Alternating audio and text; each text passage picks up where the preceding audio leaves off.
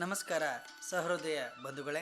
ಮಾನ್ಯ D V ಜಿಯವರ ಮಂಕುತಿಮ್ಮನ ಕಗ್ಗ ಸರಳ ತಾತ್ಪರ್ಯದೊಂದಿಗೆ ನಾನು ಕರುಣಾಕರ ಬಳಕೂರು.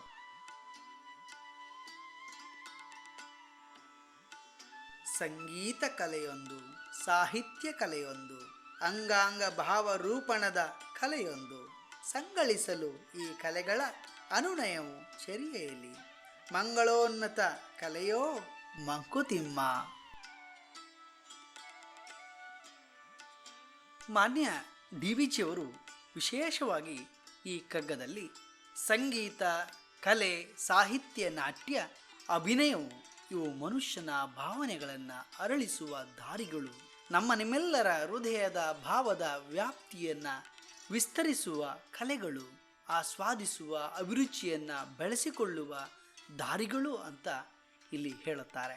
ನಮ್ಮ ಸುತ್ತಮುತ್ತಲಿರುವ ಕಲೆ, ಸಾಹಿತ್ಯ, ನಾಟ್ಯ, ಸಂಗೀತ ಇತ್ಯಾದಿ ಕಲೆಗಳನ್ನು ನಾವು ಕಂಡು ಅನುಭವಿಸಿದಾಗ ಹೃದಯಕ್ಕೆ ಅದು ಸ್ಪಂದಿಸಿ ನಮ್ಮ ದುಃಖಗಳೆಲ್ಲವೂ ಹಗುರ ಆಗ್ತದೆ. ಮಾನಸಿಕ ಭಾರಗಳೆಲ್ಲವೂ ದೂರವಾಗ್ತದೆ. ದೇಹದ ರೋಗಗಳಿಗೆ ಔಷಧವೇ ರಾಮಬಾಣವಾದರೆ ಮನಸ್ಸಿಗೆ ಉಂಟಾಗಿರುವ ನೋವುಗಳಿಗೆ ಪರಿಹಾರಕ್ಕೆ ಈ ಸಂಗೀತ ಸಾಹಿತ್ಯಗಳೇ ರಾಮಬಾಣ. ಆ ಕಲೆಗೆ ನಮ್ಮನ್ನು ನಾವು ತೆರೆದುಕೊಂಡಾಗ, ಅಂದರೆ ಒಂದು ಕಲೆಯನ್ನು ನೋಡುವುದು ಇರ್ಬೋದು, ಸಂಗೀತವನ್ನು ಕೇಳುವುದಿರ್ಬೋದು, ಅಥವಾ ಯಾವುದೋ ಒಂದು ನಾಟ್ಯದಲ್ಲಿ ನನ್ನನ್ನು ನಾನು ತೊಡಗಿಸಿಕೊಂಡಾಗ, ಅದಕ್ಕೆ ಸಂಪೂರ್ಣವಾಗಿ ಸಮರ್ಪಣಾ ಭಾವದಿಂದ ನನ್ನನ್ನು ಅಲ್ಲಿ ಆ ಕಲೆಯ ಒಳಗಡೆ ಆ ಪಾತ್ರಕ್ಕೆ ಜೀವ ತುಂಬಿದಾಗ ಕಲಾವಿದನಾಗಿ ದುಃಖದ ಎಲ್ಲ ಭಾವನೆಗಳನ್ನು ಅದು ಹೋಗಲಾಡಿಸ್ತದೆ. ನಾನಾಗಿರುವುದಿಲ್ಲ, ನಾನೋರ್ವ ಕಲಾವಿದನಾಗಿರುತ್ತೇನೆ. ಅಂತಹ ಶಕ್ತಿ ಅದಕ್ಕಿದೆ. ಸಂಗೀತ, ಕಲೆ ಯಾವುದೇ ಪ್ರಕಾರವನ್ನು ತೆಗೆದುಕೊಳ್ಳಿ, ಅದಕ್ಕೆ ಅದರದ್ದೇ ಆದಂಥ ಚೌಕಟ್ಟು, ತಳಹದಿ, ಪರಂಪರೆ, ಇತಿಹಾಸವನ್ನು ನಮ್ಮ ಪೂರ್ವಿಕರು ಹಾಕಿಕೊಂಡಿದ್ದನ್ನು ನಾವಿಲ್ಲಿ ನೆನಪಿಸ್ಕೊಳ್ಬೋದು. ಸಂಗೀತವು ಶಾಸ್ತ್ರಬದ್ಧವಾದ ಪ್ರಕಾರವಾಗಿದ್ದು ಅದಕ್ಕೆ ಭಾವನೆಯನ್ನು ತುಂಬುವಂಥ ಸಾಹಿತ್ಯಗಳು ಸಂಗೀತದಲ್ಲಿ ಪ್ರಸ್ತುತಗೊಂಡಾಗ ಕವಿ, ಕಲೆಗಾರ, ಸಹೃದಯದವರಲ್ಲಿ ಭಕ್ತಿ ಭಾವ, ಸಂತಸದ ಕ್ಷಣಗಳು ಹೊರಹೊಮ್ಮುತ್ತವೆ. ನಮ್ಮ ದೇಹವನ್ನು ನವರಸಗಳ ನಾಟ್ಯದಲ್ಲಿ ಹೊರಹೊಮ್ಮಿದಾಗ ಎಲ್ಲ ಕಲೆಗಳಲ್ಲಿಯೂ ಪರತತ್ವ, ಅಲೌಕಿಕ ಭಾವ ಪ್ರಪಂಚಕ್ಕೆ ಅದು ದಾರಿ ಮಾಡಿಕೊಡ್ತದೆ. ಸಂಗೀತ, ಸಾಹಿತ್ಯ, ಕಲೆ, ನಾಟ್ಯವು ವಿಚಾರ, ಚಿಂತನೆ, ಮಂಥನಗೊಂಡಾಗ ಅದು ನಮ್ಮ ನಡುವೆ ಅನುಸಂಧಾನ ಉಂಟಾಗಿ ಬದುಕುವ ಕಲೆಯನ್ನು ಅದು ಅರಳಿಸುವುದರೊಂದಿಗೆ ಉತ್ತಮವಾದ ಜೀವನವನ್ನು ನಡೆಸಲಿಕ್ಕೆ ಪಥವನ್ನು ಅದು ನಿರ್ಮಾಣ ಮಾಡಿಕೊಡ್ತದೆ.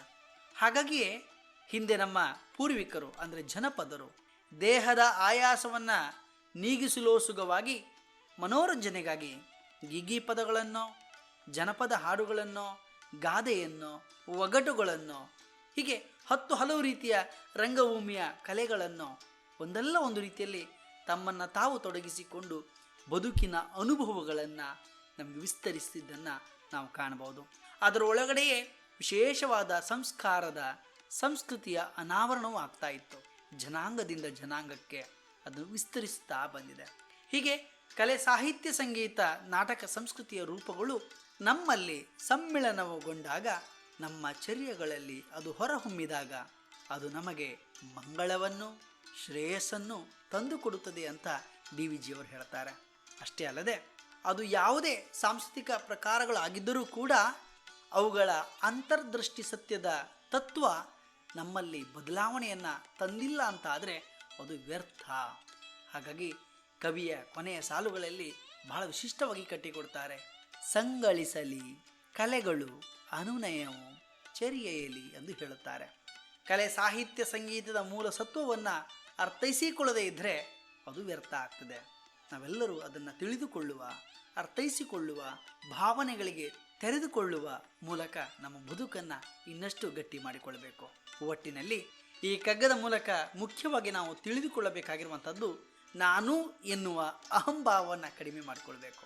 ನಾನು ಎನ್ನುವುದಲ್ಲಿ ಪರಿಶೂನ್ಯ, ಅದು ಅಭ್ಯಾಸದಿಂದ ಮಾತ್ರವೇ ಸಾಧ್ಯ. ಆದ್ದರಿಂದ ಕೆಲವು ಕಲೆಗಳನ್ನು ನಾವು ನಮ್ಮದಾಗಿಸಿಕೊಳ್ಳಬೇಕು. ಕಲೆ, ಸಾಹಿತ್ಯ, ಸಂಗೀತ, ನೃತ್ಯ, ಯಕ್ಷರಂಗ ಭೂಮಿಕೆಗಳು ನಮ್ಮ ಅಂತರಂಗದ ಮೂಲಕ ಸಂಸ್ಕಾರಕ್ಕೆ, ಸಂಸ್ಕೃತಿಗೆ ಅದು ಒಳಪಡಿಸ್ತದೆ ಅನ್ನುವುದನ್ನು ನಾವಿಲ್ಲಿ ವಿಶೇಷವಾಗಿ ಗಮನಿಸಬೇಕು. ನಾವೆಲ್ಲರೂ ಸಂಸ್ಕೃತಿಗೆ ತೆರೆದುಕೊಳ್ಳೋಣ. ಆ ಮೂಲಕ ಸಾಂಸ್ಕೃತಿಕ ಬದುಕನ್ನು ಸುಗ್ಗಿಯಾಗಿಸೋಣ ಅನ್ನುತ್ತಾ ನಾಳೆ ಇನ್ನೊಂದು ಕಗ್ಗದೊಂದಿಗೆ ಮತ್ತೆ ಭೇಟಿಯಾಗುತ್ತೇನೆ. ಅಲ್ಲಿಯವರೆಗೂ ಶುಭ ದಿನ. ನಮಸ್ಕಾರ.